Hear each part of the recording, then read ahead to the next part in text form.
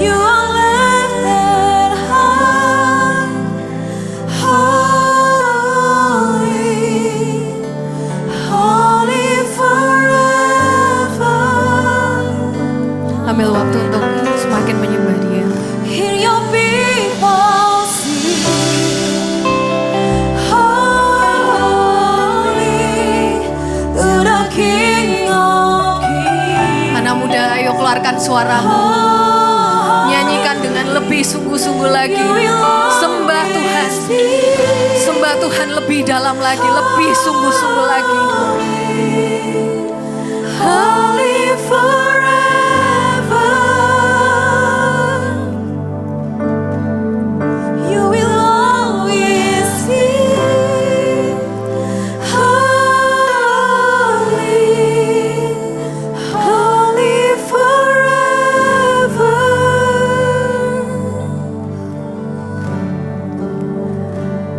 Terima kasih Tuhan buat kesempatan yang sampai hari ini pun kami masih mau berterima kasih sama Tuhan. Karena sampai hari ini Tuhan masih sayang sama kami. Tuhan masih mau pilih kami. Tuhan masih kasih kesempatan kami untuk berubah jadi lebih baik. Tuhan masih kasih kami kesempatan untuk melayani Tuhan. Tuhan masih kasih kami kesempatan untuk mencintai Tuhan lebih dalam lagi Tuhan. Sebentar kami akan mendengarkan firman Tuhan, buka hati pikiran kami Tuhan supaya kami dapat mengerti apa kebenaran firman Tuhan hari ini. Dan please berbicaralah lebih kepada kami Tuhan, karena kami sangat perlu Engkau Tuhan. Karena kami sangat perlu bimbingan Tuhan, karena kami sangat perlu kekuatan daripada Tuhan. Berfirmanlah saja Tuhan, maka setiap hati di tempat ini akan dipulihkan, dikuatkan, ditegur, ditopang, dimampukan untuk setia sampai akhir. Terima kasih Tuhan Yesus, dalam nama Tuhan Yesus yang percaya sama-sama katakan amin. Silakan duduk teman-teman. Shalom. Kok gak ada senyumnya, kayak tegang gitu ya. Shalom. Senyumnya mana? Jangan lupa senyum, toleh kanan kirinya, hai shalom gitu. Ya, supaya ada sukacita luar biasa ya hari ini, puji Tuhan. Nah, puji Tuhan kembali lagi bersama saya, semoga gak bosen ya teman-teman. Terus kemarin itu saya sempat lihat cari-cari catatan saya gitu ya. Terakhir kapan ya saya khotbah di Yes gitu. Ternyata terakhir saya khotbah di Yes Surabaya itu udah setahun lalu. Jadi tanggal berapa ya kemarin aku udah catat, 29 April 2023. Jadi udah lebih dari 1 tahun ya. Puji Tuhan saya sudah lolos. Soalnya saya ini selalu pilihan terakhir teman-teman. Jadi saya senang sekali kalau misalkan bukan saya yang khotbah gitu ya. Bersyukur banget. Ya, a lot of things happen. Tapi ya let's see. Karena buat saya pribadi Tuhan itu nggak tahu ya, ini cuman saya aja atau orang lain. Tapi kalau buat saya pribadi, Tuhan itu lebih banyak berbicara kepada saya itu melalui pengalaman hidup gitu ya. Jadi ya agak sebel, tapi ya puji Tuhan lah, Tuhan masih mau ngomong sama saya gitu ya. Let's see apa yang Tuhan mau sampaikan hari ini. Dan oke, temanya sudah keluar ya, faith to stay. Faith to stay artinya iman untuk tetap tinggal. Nah, kita belajar dari satu tokoh. Satu tokoh ini terkenal banget dan dia sebenarnya dari dulu, ini saya ceritain backgroundnya dulu ya sebelum kita baca sama-sama. Dia ini dari dulu pingin banget penginjilan ke daerah Italia atau di Roma. Tapi waktu dia berdoa sama Tuhan gitu, ternyata Roh Kudus bilang, oh belum waktunya kamu ke Italia, belum waktunya kamu ke Roma gitu. Sampai suatu saat di pasal-pasal berikutnya, akhirnya tokoh ini namanya Paulus. Paulus itu jadi tahanan. Jadi tahanan karena ya dia terlalu memberitakan firman Tuhan gitu ya. Jadi tahanan terus mau dibawa ke Italia, mau dibawa ke Roma. Tapi posisinya dia jadi tahanan nih. Posisinya dia bukan ke sana untuk menyebarkan Injil, tapi waktu itu dia mau ditahan aja gitu. Mari kita sama-sama buka di Kisah Rasul 27 ayat yang ke-7 sampai 15. Kita baca bergantian ya teman-teman. Saya dulu, kemudian teman-teman. Oke, saya mulai dari saya. Ayat yang ketujuh, selama beberapa hari berlayar, kami hampir-hampir tidak maju. Dan dengan susah payah, kami mendekati Knidus. Karena angin tetap tidak baik, kami menyusur ke pantai Kreta, melewati Tanjung Salmone. Ayat 8.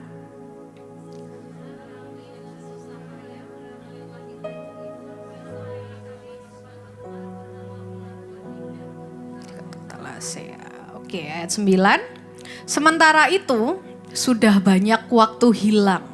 Waktu puasa sudah lampau dan sudah berbahaya untuk melanjutkan pelayaran. Sebab itu Paulus memperingatkan mereka, katanya 10.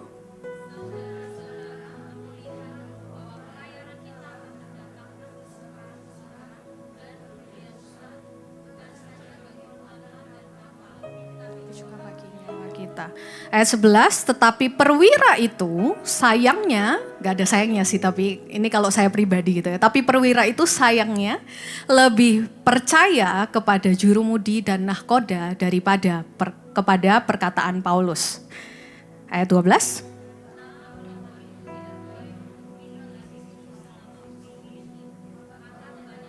Mereka lebih setuju untuk berlayar terus mencoba sampai kota Phoenix untuk tinggal di situ selama musim dingin.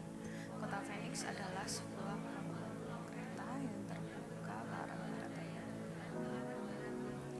13. Pada waktu itu angin sepoi-sepoi bertiup dari selatan.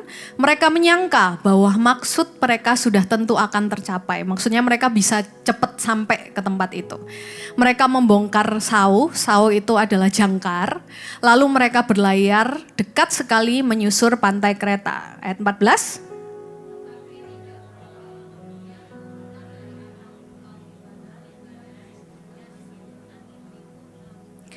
Ayat 15 kita baca bersama-sama ya. 1, 2, 3. Kapal itu dilandanya dan tidak tahan menghadapi angin haluan. Karena itu kami menyerah saja dan membiarkan kapal kami terombang-ambing. Amin. Oke. Sebelum saya masuk ke poin-poin, izinkan saya cerita dulu. Seperti yang tadi saya bilang, Paulus itu sudah sangat selalu ingin pergi ke Roma untuk memberitakan firman Tuhan. Tapi pada kenyataannya ya memang dia akan tetap pergi ke sana, tapi pada kenyataannya ternyata dia ke sana itu bukan sebagai pemberita Injil tapi sebagai tawanan. Jadi akhirnya banyak orang, jadi Paulus dengan tahanan-tahanan yang lain tuh naik kapal mau ke Roma dan melewati banyak badai juga di tengah perjalanan itu.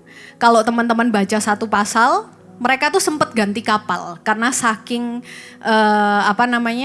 saking badainya itu terlalu besar gitu, kapalnya nggak kuat. Jadi mereka tuh sempat ganti kapal, terus badainya terlalu besar sampai mereka tuh maju tuh nggak bisa. Jadi kayak mereka coba berlayar untuk menuju tujuan tuh nggak bisa, mundur terus, kena angin gitu. Nah waktu itu banyak waktu yang sudah hilang dan sudah tidak aman untuk berlayar, makanya Paulus bilang, teman-teman aku rasa kalau misalkan kita melanjutkan perjalanan ini, itu akan merugikan banyak.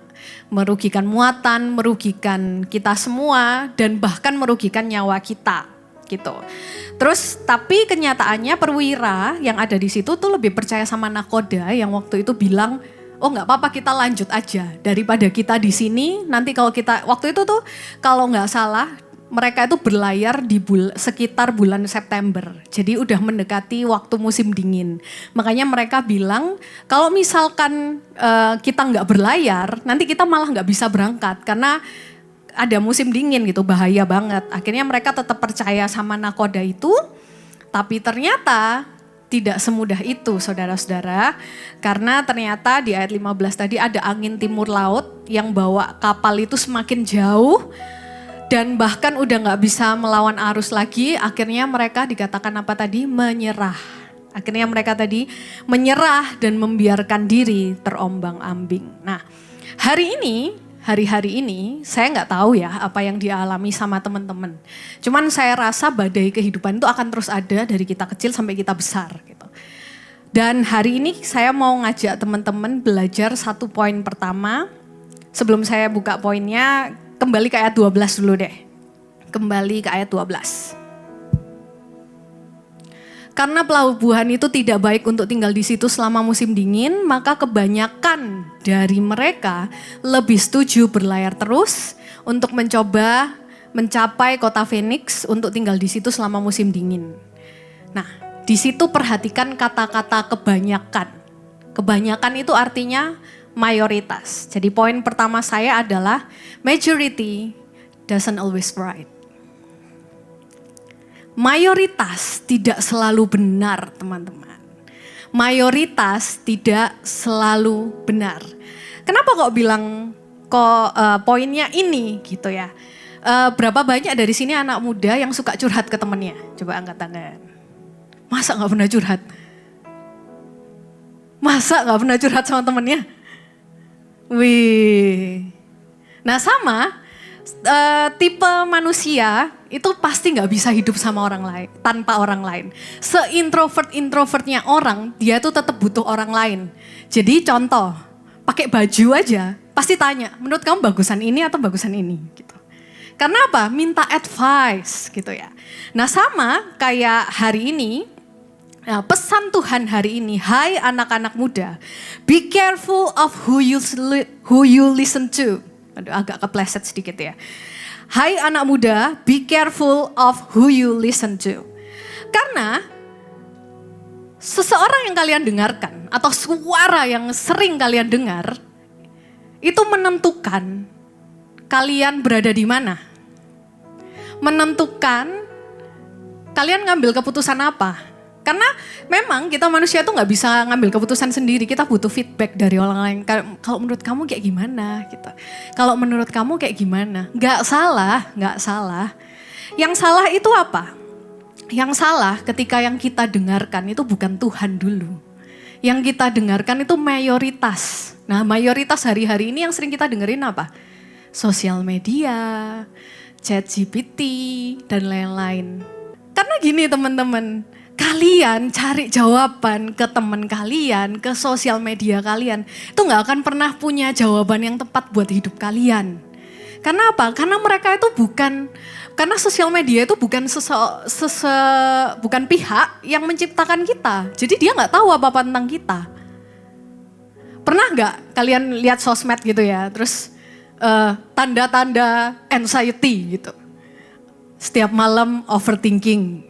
Terus ini, ya semua orang pernah kayak gitu. Tapi karena kita baca, kita dengerin suara, oh jangan-jangan aku anxiety gitu. Padahal belum tentu. Belum tentu teman-teman. Semua yang kita hari ini dengarkan itu berdampak banyak sama diri kita. Jadi hati-hati, be careful of who you listen the most. Nah kita dengerin hari ini apa? Siapa? Nah tadi kalau dari cerita tadi ya, Paulus tuh udah jelas-jelas bilang ini tuh nanti bakal merugikan. Kayaknya kita gak bakal selamat kalau kita terus berlayar. Tapi waktu itu yang ngambil keputusan perwiranya dan perwiranya bilang, oh ya lebih baik saya setuju sama nahkoda. Karena dia berpikiran apa? Nahkodanya itu pasti tahu yang terbaik. Karena nahkodanya lebih berpengalaman. Nah sebenarnya salah gak sih ketika kita itu mendengarkan seorang yang lebih berpengalaman dari kita. Salah gak sih kita dengerin influencer gitu. Waktu saya merenungkan ini, saya juga agak protes gitu sama Tuhan. Loh, Tuhan kan gak salah. Kan nakodanya bilang emang gak mungkin kita kalau misalnya terus gitu. Kalau jalan terus kita pasti maksudnya gak keburu nanti musim dingin malah gak bisa berlayar sama sekali gitu. Tapi satu hal yang Tuhan sampaikan ya buat saya. Masalahnya teman-teman, masalahnya itu adalah mayoritas yang didengarkan itu nggak takut sama Tuhan. They don't fear God. Nah kebanyakan hari ini kita dengerin advice dari orang yang bahkan nggak kenal Tuhan. Nah denger advice dari orang yang kenal Tuhan aja bisa salah. Apalagi kita dengar advice dari orang yang memang gak deket sama Tuhan. That's the point, that's the problem. Makanya hari ini be careful sama apa yang kita dengerin. Kita manusia memang gak bisa memutuskan masalah kita sendiri, tapi dengarkan Tuhan. Dengarkan firman Tuhan. Kenapa sih kok gereja ini dan komunitas Yes ini nggak capek-capek ngajak teman-teman untuk ayo kita komsel, kita baca firman. Supaya teman-teman itu dengerin sendiri apa kata Tuhan, nggak lewat orang lain. Supaya kita semua itu punya hubungan pribadi sama Tuhan. Kalau kita udah deket sama Tuhan, masa Tuhan nggak ngomong sama kita? Masa Tuhan nggak kasih tahu sama kita? Nggak mungkin. Tuhan itu tetap selalu dekat. Yang jauh kita. Kalau Tuhan diem, kita diem, nggak bisa juga. Karena apa? Karena arus dunia itu begitu keras. Contoh gini aja. Mungkin sebelumnya kita punya jam doa pasti gitu ya. Setiap jam 9 malam aku saat teduh gitu. Terus tiba-tiba suatu hari males gitu. Males. Akhirnya nggak pernah sama sekali. Terus ketika ada masalah kita bingung. Loh Tuhan kok nggak ngasih tahu aku sih? Kok Tuhan nggak ngasih aku kekuatan sih? Kok aku seperti nggak punya kekuatan untuk hidup sih? Nah masalahnya kita nggak pernah connect sama Tuhan. Padahal kalau kita connect sama Tuhan, kekuatan tuh baru setiap pagi, advice dari Tuhan itu baru setiap pagi, teguran dari Tuhan itu baru setiap pagi. Jadi tiba-tiba ada aja kekuatan, oh ternyata aku dengar firman ini tuh buat ujian besok. Seperti itu teman-teman. Nah bisa dikeluarin quotes-nya. Because the one you listen determines where you end up. Karena kalau kamu semakin banyak dengar sesuatu, atau gini lah paling gampang, punya nggak teman suka kompor? Banyak ya. Mungkin dirinya sendiri kompor gitu. Tinggi banget yang di sebelah sana gitu. Ya sering kali kita kemakan kompornya, pada akhirnya kita melakukan sesuatu hal yang bodoh. Karena kita kepengaruh sama apa yang kita dengar. Ah masa kamu gak beli sepatu itu murah loh, diskon loh. Diskon loh, kalau gak sekarang kapan lagi gitu. Banyak kan teman-teman yang kompor atau mungkin diri kita sendiri kompor. Nah contoh sesimpel itu aja deh, yang kita dengerin yang setiap hari kita masukin ke telinga kita. Itu membuat kita tuh mengambil sikap, mengambil keputusan berdasarkan apa yang kita dengar secara gak sadar. Makanya apa? Iman timbul dari pendengaran akan firman Tuhan. Kalau yang kita imani, yang kita dengar terus adalah perkataan teman, adalah perkataan sosmed, ya mungkin kamu akan end up di sana. Seperti itu. Yohanes 10 ayat 26 sampai 27.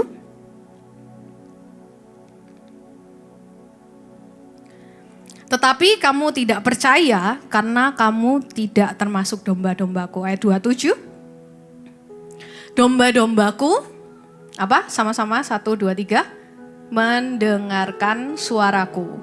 Dan aku mengenal mereka dan mereka mengikut aku. Domba-dombaku dengar suaraku. Banyak orang tanya sama saya, gimana caranya supaya aku tahu jawaban ini dari Tuhan atau enggak? Nah, satu pertanyaannya, kamu dekat enggak sama Tuhan? Kalau kamu enggak dekat sama Tuhan, gimana caranya Tuhan mau ngomong sama kamu? Haha. Sesimpel itu. Terus gimana caranya kita mau dekat Tuhan kalau kita enggak pernah baca firman Tuhan? Firman Tuhan adalah Tuhan. Haha. Dengarkan firman Tuhan. Dengarkan advice yang memang sesuai firman Tuhan. Kamu berharga, kamu luar biasa. Kamu deserve better. Kamu pasti bisa. Jangan dengerin mayoritas. Karena apa tadi poin pertamanya? Majority doesn't always right. Kalau mayoritas selalu benar, berarti kebenaran itu gak ada standarnya.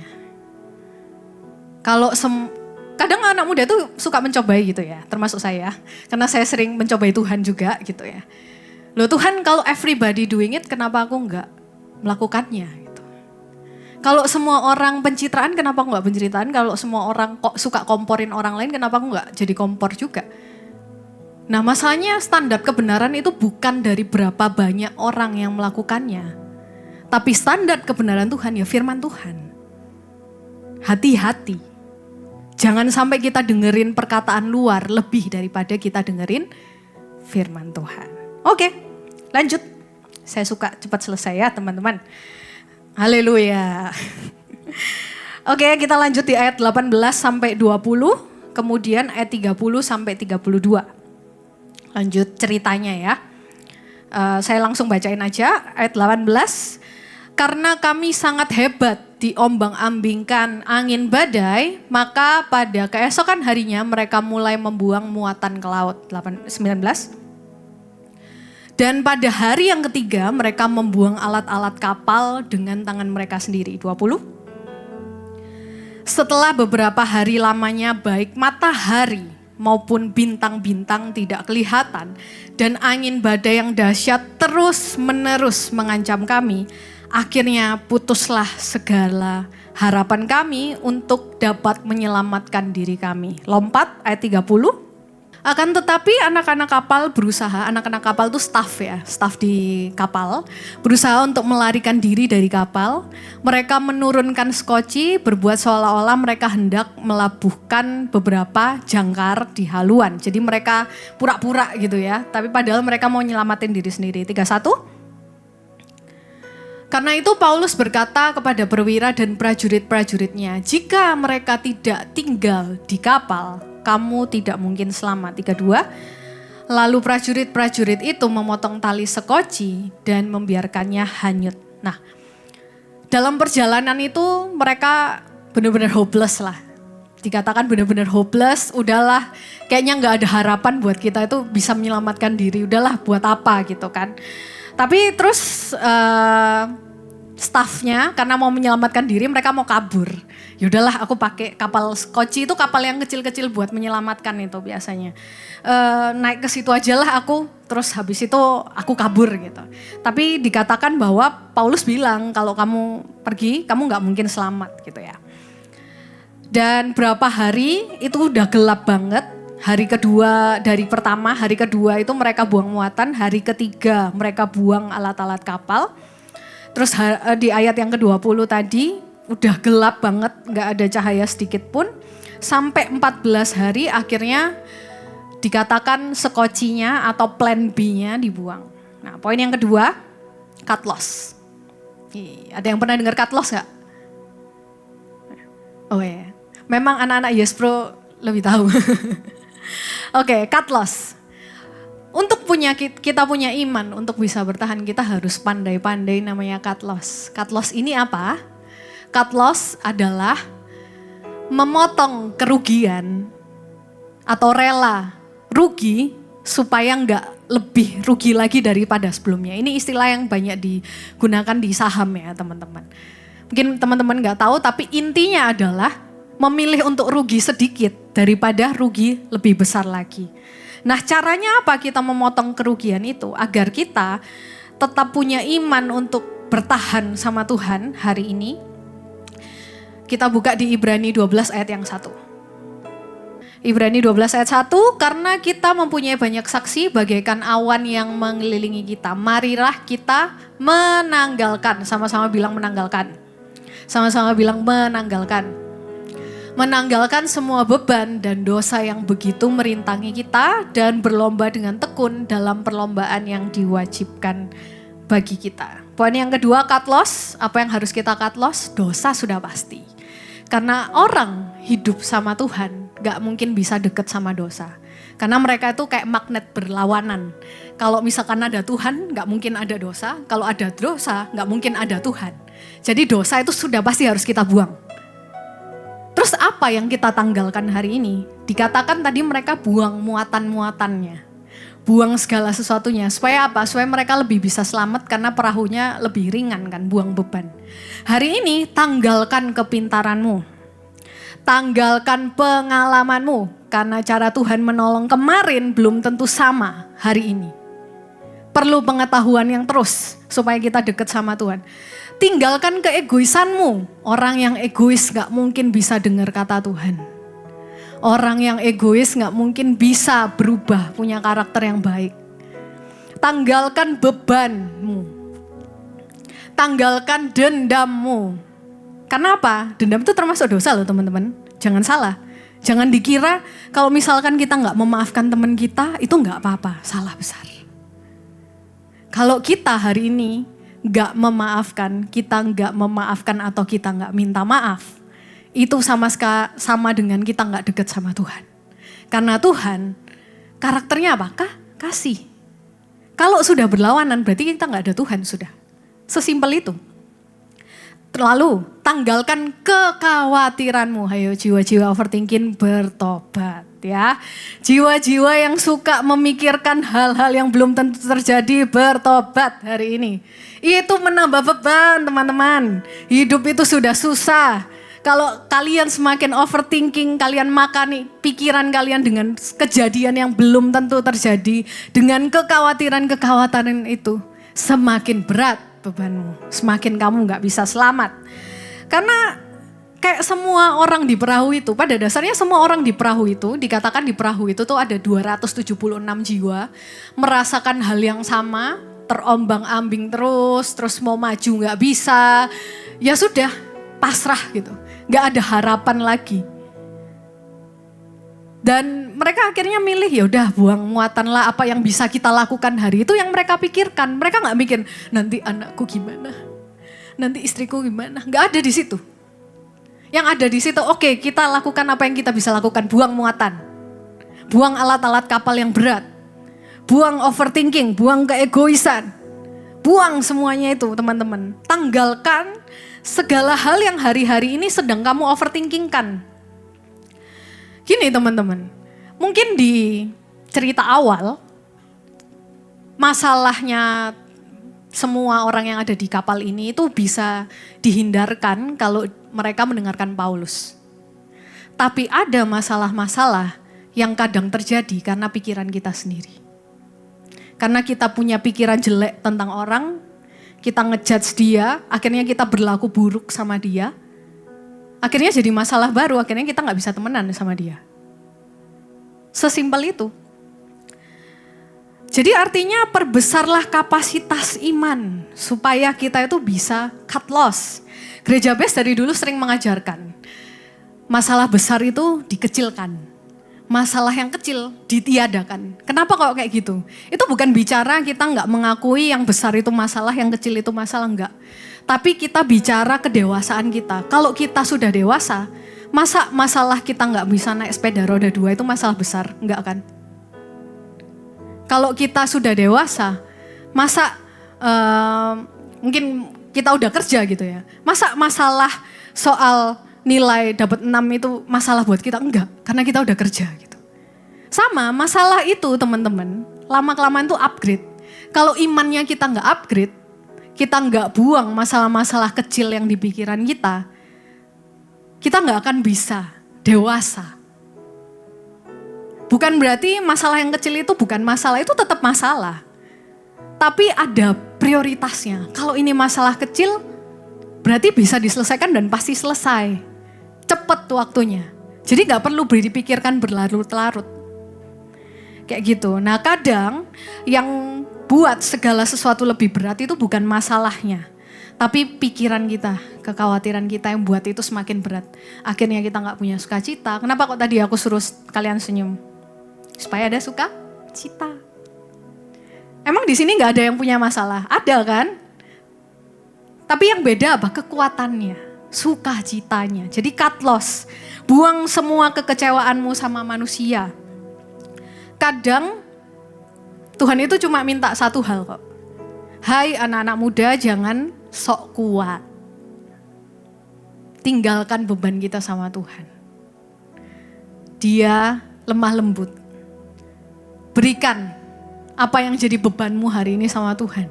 Mungkin besok gak langsung ada solusinya.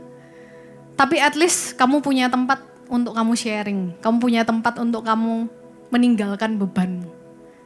Karena ke depan semakin kita dewasa, itu akan semakin banyak masalah dan masih banyak stok masalah yang harus kita selesaiin. Jadi kalau hari ini kita masih stuck di masalah yang sama, berarti kita gak bertumbuh. Harus terus upgrade. Oke, puji Tuhan, langsung poin ke terakhir. Kembali ke ayat 20 sampai ayat 22, lalu lompat ayat 30 sampai 32. Ayat 20, setelah beberapa hari lamanya, baik matahari maupun bintang-bintang tidak kelihatan, dan angin-angin badai yang dahsyat terus-menerus mengancam kami. Akhirnya putuslah segala harapan kami untuk mendapat menyelamatkan diri kami. 21. Dan karena mereka beberapa lamanya tidak makan, berdirilah Paulus. Sekali lagi saya ingetin, Paulus ini di sini waktu itu dia adalah tahanan ya teman-teman. Berdirilah Paulus di tengah-tengah mereka dan berkata, saudara-saudara, jika sekiranya nasihatku dituruti, supaya kita jangan berlayar dari kereta, kita pasti terpelihara dari kesukaran dan kerugian ini. 22. Tetapi sekarang juga dalam kesukaran ini aku menasihatkan kamu, supaya kamu tetap bertabah hati. Sebab tidak seorang pun di antara kamu yang akan binasa kecuali apa? Kapalnya. Berarti yang akan hancur apa? Kapalnya. Tapi semua orang akan selamat. Ingat-ingat, semua orang selamat, kapalnya doang hancur. Semua orang selamat, kapalnya doang hancur. 30, lompat. Akan tetapi anak-anak kapal berusaha untuk melarikan diri dari kapal. Mereka menurunkan sekoci dan berbuat seolah-olah mereka hendak melabuhkan beberapa jangkar di hauluan. Karena itu Paulus berkata kepada perwira dan prajurit-prajuritnya, jika mereka atau staf-staf yang mau pergi itu tidak tinggal di kapal, maka kamu tidak mungkin selamat. Lalu prajurit-prajurit itu memotong tali skoci dan membiarkan skocinya hanyut.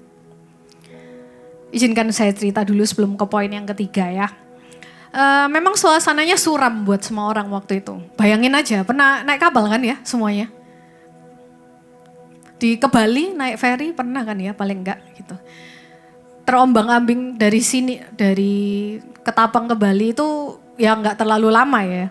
Terombang-ambing, bayangkan ini berhari-hari terombang-ambing di laut, terus enggak tahu ini nanti bakal terdampar di mana, nyampe di mana, bisa selamat apa enggak gitu. Terus semuanya udah dibuang kan, tadi muat-muatannya sudah dibuang. Jadi bisa bayangin lah kurang lebih itu gimana perasaan orang-orang waktu itu. Karena udah lama di keadaan yang sama, di keadaan yang gagal, gak bisa maju, di keadaan yang gak kuat, terus terombang-ambing. Nah kalau dan kena angin juga. Nah kalau saya mungkin di situ bukan mati karena mabuk ya, tapi mati kena masuk angin. Karena angin sakalnya luar biasa. Itu bukan angin yang sekedar sepoi-sepoi kita enak gitu, enggak. Kita bisa terbang itu kena angin itu. Kayak gitu teman-teman. Nah terus staf kapal itu mau escape sendiri. Tapi Paulus bilang, kalau kamu enggak stay, kamu enggak akan selamat. Poin yang ketiga, stay to be safe. Bertahanlah atau tetap tinggallah di sini supaya kamu diselamatkan. Nah, tadi kan saya udah ngasih tahu ya. Yang bakal selamat orang-orangnya, yang hancur kapalnya. Yang hancur apa? Kapalnya. Nah, saya pribadi waktu baca ini, saya bisa relate sama staf-staf kapalnya. Karena apa? Lah, udah dikasih tahu kapalnya hancur, kok kita nggak escape gimana sih? Kan bodoh banget gitu ya. Seperti itu. Dan ketika baca ayat ini, ternyata ya sifat manusia zaman dulu sama zaman sekarang tuh sama teman-teman. Apa? Coba tebak. Sifat manusia zaman dulu sampai sekarang, sifat jelek manusia itu adalah banyak orang lebih suka menghindar daripada menghadapi. Terlalu banyak orang itu menghindar daripada menghadapi. Seperti staf-staf ini. Dia lebih memilih, yaudah escape aja lah. Escape sendiri lagi. Nggak ajak-ajak yang lain gitu. Karena apa? Ya manusia nggak ada yang nggak mau selamat sih pada dasarnya. Tapi pada akhirnya apa? Tuhan bilang lewat Paulus, nggak kok semuanya itu akan selamat. Kecuali kapalnya. Terus saya waktu merenungkan firman ini tuh saya mikir, Tuhan suruh kita stay. Tapi kapalnya hancur. Terus apa yang membuat kita stay? Kita jalan di atas air semua atau kayak gimana gitu kan. Ya soalnya logikanya kayak gak masuk akal banget gitu. Tuhan suruh kita stay, tapi jelas-jelas Tuhan bilang di awal kapalnya itu hancur. Gak ada, semuanya selamat sih tapi kapalnya hancur lah. Kita kan berdiri di atas kapal gitu waktu itu. Why? Tuhan itu suruh kita stay padahal sudah jelas. kapalnya hancur? Nah ini jawabannya teman-teman. Karena Tuhan sedang mengajari kita untuk menghadapi persoalan bersama Dia. Gak akan kita bisa menghindar dari masalah. Gak akan pernah, percayalah. Orang yang suka menghindar dari masalah, berapa tahun ke depan dia akan dihadapkan masalah besar, tumpukan PR-PR masalah yang belum dia pernah selesaikan. Contoh, kenapa kok Tuhan suruh kita mengampuni? Karena besok ada orang yang lebih jengkelin lagi, yang harus kita ampuni. Kalau hari ini kita gak bisa ngampuni orang itu, besok kita gak akan bisa punya kuota untuk mengampuni. Karena yang kemarin aja gak kuat, apalagi yang besok. Gak akan pernah kita bisa menghindari yang namanya masalah, teman-teman. Lalu Tuhan sedang ajarin kita tentang apa? Kalau apa yang kita lihat itu gak menentukan hasil akhir. Apa yang kita lihat itu gak menentukan hasil akhir. Yang kita lihat mungkin badai, seperti orang-orang ini. Gak ada matahari sama sekali, gak ada cahaya sama sekali. Semuanya terombang-ambing, malah ditambahin kata-kata kapalnya bakal hancur. Gimana gak goyah imannya? Gitu. Tapi Tuhan sedang ajarkan, kalau Tuhan ada di sana. Memulai itu mudah, kalau saya kutip dari firmannya Kojo kapan hari ya. Memulai itu mudah, mengakhiri gampang. Tapi yang stay till the end itu perlu iman. Banyak yang pergi, teman-teman. Gak apa-apa sih kalau kamu mau pergi, kalau kamu udah gak mau stay di tempat ini atau stay sama Tuhan. Gak apa-apa. Tapi kalau kamu pergi, kamu gak akan diselamatkan. Kalau kamu kabur, kamu gak akan selamat. Kalau kamu gak stay, kamu gak akan bisa lihat akhirnya yang beda dengan kenyataan hari ini kita lihat. Kalau kamu gak stay, kamu gak bisa merubah dirimu, kamu gak bisa upgrade. Karena kita dikasih persoalan, kita menghindar terus. Padahal Tuhan kasih kita persoalan supaya kita upgrade iman kita, upgrade karakter-karakter kita, upgrade pikiran-pikiran kita supaya gak mikirin hal-hal yang gak penting gitu. Kalau kamu gak stay, kamu gak akan bisa berbuah. Pernah lihat ada tanaman yang kita tanam gitu ya berhari-hari. Terus kita berharap dia berbuah tapi kita cabut, kita pindahin. Perlu waktu lama lagi gak dia untuk berbuah? Sama seperti itu teman-teman. Kalau kita gak stay, kita gak akan berbuah. Kita gak akan bisa bertahan kalau kita gak stay sama Tuhan. Silakan ditayangkan quotes-nya. Ya, ini quotes yang saya pribadi sebenarnya gak seberapa suka. Tapi ini kenyataan hidup yang harus kita sama-sama jalani ya teman-teman. Taking a risk in God's will is always safer than clinging to safety outside His will. Jadi ngambil resiko tapi jalan sama Tuhan itu lebih aman. Kita lebih selamat daripada kita cari keselamatan di luar Tuhan. Katakan amin. Amin. Kok agak terpaksa gitu? Ini yang harus kita sama-sama teman-teman kerjakan. Jadi don't give up on God. Jangan capek-capek datang ke tempat ini. Kenapa sih Yes itu selalu kayak ayo ikut Yes Conference, ayo ikut Komsel, ayo ikut LCW atau ikut ini. Gak ada hal yang lain selain supaya kita semakin dekat sama Tuhan. Dipikir kita ngajak-ngajak teman-teman itu supaya ngisi kursi. Enggak. Kita ngajak teman-teman semua itu supaya sama-sama ketemu Tuhan. Karena poin pertamanya tadi apa? Majority doesn't always right. Jadi dengerin Tuhan sendiri secara pribadi, jangan dengerin yang lain. Yang kedua cut loss. Potong, buang semua muatan-muatan itu. Yang ketiga, bertahanlah di sini. Stay di sini supaya kamu diselamatkan. Saya undang pemain musik mungkin. Saya sedikit closing ya teman-teman. A lot of things happen ya, seperti saya katakan sebelumnya. Tuhan itu kalau sama saya itu lebih suka ngomong lewat pengalaman hidup. Jadi kadang saya lebih banyak dapat pelajaran firman Tuhan, rema-rema, itu lewat keseharian kita sendiri. Kalian tahu nggak teman-teman, hal tersulit jadi hamba Tuhan di sini itu apa? Ada yang bisa nebak nggak? Soal dituntut hidup benar ya, iya sih, gitu, itu sulit. Tapi menurut saya itu masih ada yang lebih sulit. Yang sulit itu apa? Ketika kita jadi hamba Tuhan itu, ketika kita nggak punya iman, kita harus menguatkan iman orang. Ketika kita nggak punya harapan, kita harus ngasih harapan sama orang. Enggak, kamu bisa, you will make it. Tapi kita sendiri nggak bisa. Itu hal tersulit jadi hamba Tuhan menurut saya sih.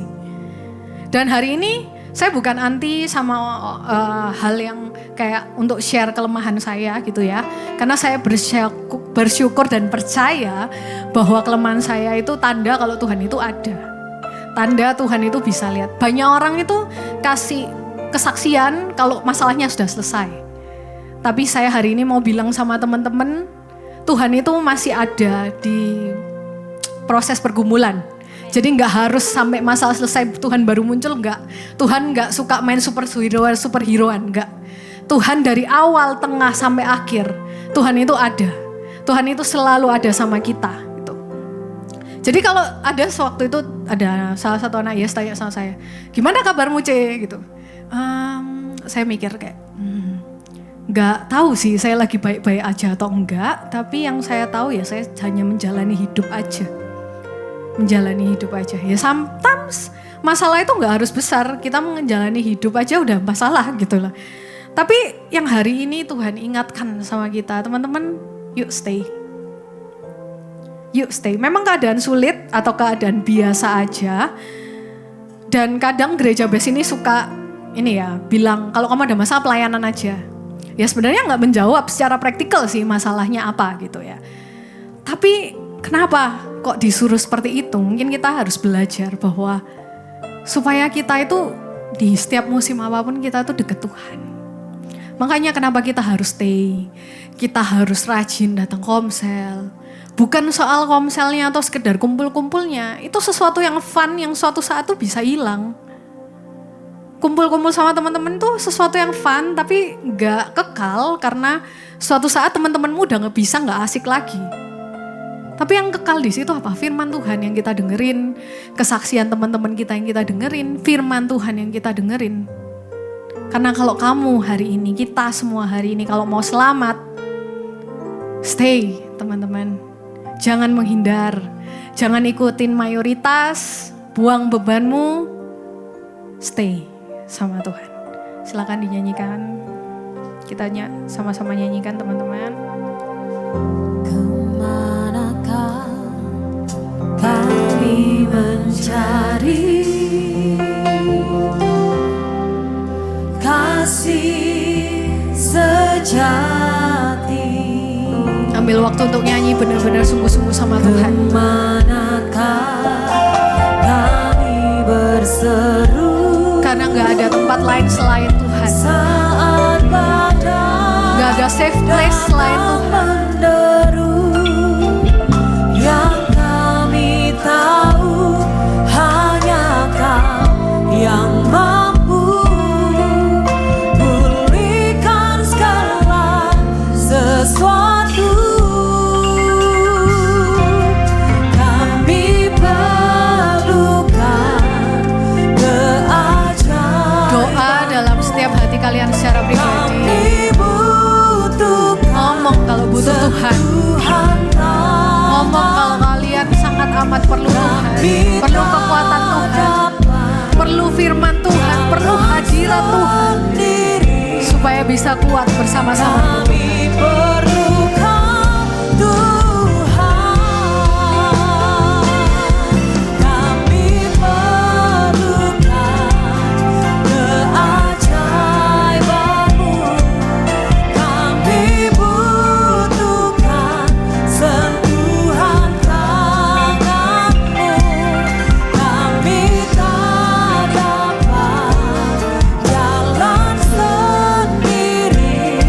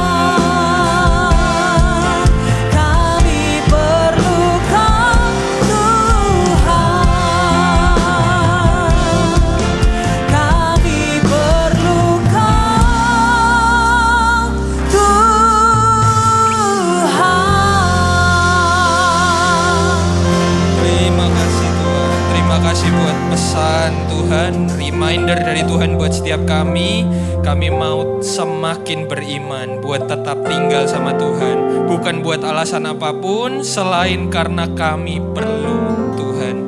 Kami mau tanamkan setiap rema firman dari Tuhan dalam hati kami, setiap kekuatan, setiap teguran yang kami terima, supaya kami bukan hanya menjadi pendengar firman, bukan hanya jadi perenung firman-Nya Tuhan, tapi kami menjadi pelaku-pelaku firman-Nya Tuhan dalam kehidupan kami sehari-hari. Sertai kami, tuntun kami, supaya kami bisa melakukan firman yang kami dengar, firman yang kami renungkan, hanya karena kami tahu kami perlu Tuhan. Kiranya Engkau juga memberkati hamba-Mu yang sudah menyampaikan kebenaran firman-Mu, Evangelis Desideria. Tuhan, sertai keluarganya, sertai pekerjaannya, sertai pelayanannya. Terlebih lagi Tuhan, pakai dia buat semakin menjadi berkat dimanapun dia berada. Mari dekapkan tangan-Mu di dada. Menerima berkat itu hal yang pasti buat pengikut Tuhan. Karena berkat itu bagiannya Tuhan. Karena itu Amsal 4 ayat 23 bilang, bagian kita adalah menjaga hati kita dengan segala kewaspadaan. Karena dari sanalah, dari hati kita lah terpancar kehidupan. Karena itu jemaat yang dikasih Tuhan, jadilah berkat dan terimalah berkat, rahmat, anugerah dari Allah Bapa di surga dalam Putra Tunggalnya Yesus Kristus yang telah mati bagi dosa kita dan bangkit pada hari yang ketiga, sehingga iman kita bukan kepada Tuhan yang mati. Dia naik ke surga, menyediakan rumah bagi kita, sehingga kita punya pengharapan yang pasti. Dia akan datang kembali untuk kedua kalinya, menjemput gereja dan umatnya yang berjaga-jaga, kudus, dewasa, dan bijaksana, serta menghakimi dunia. Dan dalam persekutuan dengan Roh-Nya yang kudus, yang membuat hati kita berkobar-kobar, dan Roh Kudus yang menghibur, menguatkan, memelihara, menginsyafkan, menuntun dan memimpin kita kepada kebenaran dan kekudusan, serta menjadi saksi Kristus mulai hari ini sampai selama-lamanya. Mari kita tutup dengan doa Bapa kami sama-sama. Bapa kami yang di surga, kuduskanlah nama-Mu, datanglah kerajaan-Mu, jadilah kehendak-Mu di bumi seperti di surga. Berikanlah kami pada hari ini makanan kami yang secukupnya, dan ampunilah kami akan kesalahan kami, seperti kami juga mengampuni orang yang bersalah pada kami. Dan janganlah membawa kami dalam pencobaan, tapi lepaskanlah kami daripada yang jahat. Karena Engkaulah yang mempunyai kerajaan, dan kuasa, dan kemuliaan, sampai selama-lamanya. Amin. Silakan duduk.